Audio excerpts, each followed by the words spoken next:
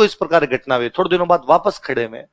इसलिए आप नागालैंड चले जाइए, आप केरल चले जाइए, आप कश्मीर चले जाइए, यदि आप किसी को यह बताते हैं कि मैं राजस्थान का हूं, आपके बारे में पहला परसेप्शन यह कि आप बहादुर हो। कोई मतलब आज भी कोई बात करे, आप कभी देखा करो इन चीजों को, आज से कभी ऑब्जर्व करना इन बातों को।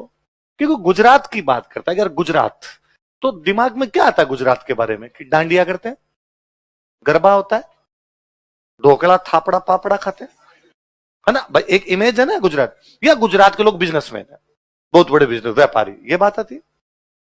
हम कभी बात करें कि भाई कोई किसी दूसरे राज्य की बात करें, कि भाई पंजाब की बात करें, पंजाब की बात करें तो अपने दिमाग के अंदर आता है कि भाई सिख फौज के अंदर होते हैं खूब सारे, सिख कनाडा जाते हैं खूब सारे, अब बाहर के देशों में जाते हैं, उनका भंगड़ा होता है वहां पर, उनके बारे में अलग अलग इस प्रकार की खूब सारी बातें।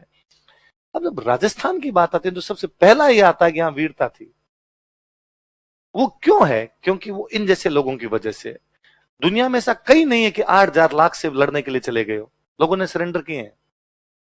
ये केवल हमारे है कि उन 8,000 ने कहा मर जाएंगे तो क्या होगा, ज्यादा से ज्यादा पर लड़ लेंगे।